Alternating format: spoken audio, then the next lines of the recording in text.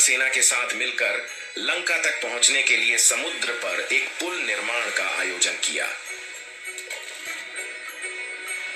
इस कथा के अनुसार इस पुल को बनाने के लिए वानर सेना ने पहले पत्थरों पर भगवान राम का नाम लिखा और फिर उन्हें समुद्र में डाला। ऐसा माना जाता है कि भगवान राम के नाम के कारण ये पत्थर पानी में तैरने लगे।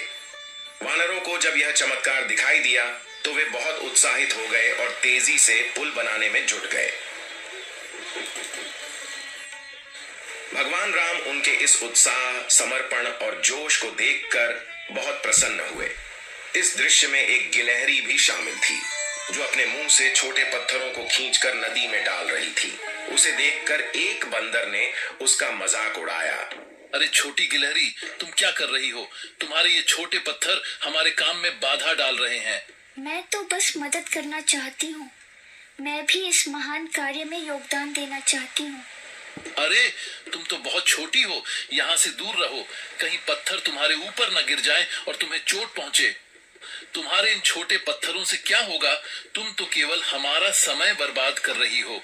बेहतर होगा कि यहाँ से चली जाओ। इसी क्षण आसपास के अन्य वानर भी इस विवाद में शामिल हो जाते हैं, कुछ गिलहरी के पक्ष में और कुछ उसके विरुद्ध। अन्य बंदर भी गिलहरी का मजाक उड़ाने लगे। तनाव बढ़ता जा रहा है और लगता है कि झगड़ा और भी बढ़ सकता है। इससे गिलहरी बहुत दुखी हो गई। यह सब दूर से भगवान राम भी देख रहे थे। गिलहरी ने जब भगवान राम को देखा, अपने छोटे कदमों से भगवान राम के पास पहुंचती है। उसकी आंखों में आंसू और दिल में दर्द होता है। उसकी भावनाएं उसके शब्दों में स्पष्ट रूप से उजागर होती हैं। दुखी गिलहरी भगवान श्री राम के पास जाती है और वानर सेना द्वारा उसका मजाक उड़ाए जाने की बात बताती है। प्रभु राम, मैं भले ही छोटी हूँ, पर मेरा हृदय इस महान कार्य के लिए प्रेम से भरा है। लेकिन वानर सेना के ताने मेरे हौसले को तोड़ रहे हैं। तुम्हारा प्रत्येक कण सेतु के निर्माण में महत्वपूर्ण है। तुम्हारा योगदान उतना ही मूल्यवान है जितना किसी अन्य का। परंतु प्रभु, मेरे छोटे प्रयासों का क्या मूल्य है?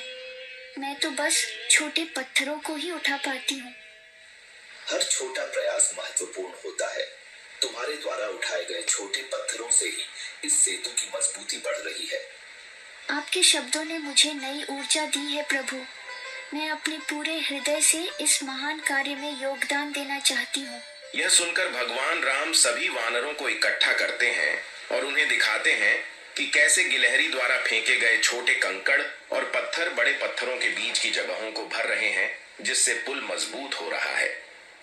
भगवान राम वानर सेना से कहते हैं, अगर ये छोटे कंकड़ और पत्थर नहीं होते तो आपके द्वारा फेंके गए बड़े पत्थर जगह जगह बिखर जाते।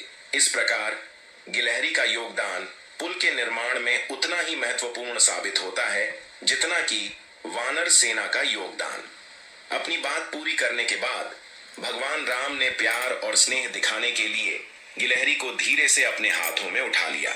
फिर गिलहरी की मेहनत और प्रयास को सम्मानित करते हुए भगवान राम ने स्नेह से गिलहरी की पीठ पर अपना हाथ फेरा। जब भगवान राम ने अपना हाथ हिलाया तो उनकी उंगलियों की छाप गिलहरी के नाजुक शरीर पर छप गई। तभी से लोगों का यह विश्वास है कि गिलहरी की पीठ पर जो सफेद धारियां होती हैं, वे दरअसल भगवान राम के उंगलियों के निशान हैं, जो एक प्रकार से उनका आशीर्वाद है।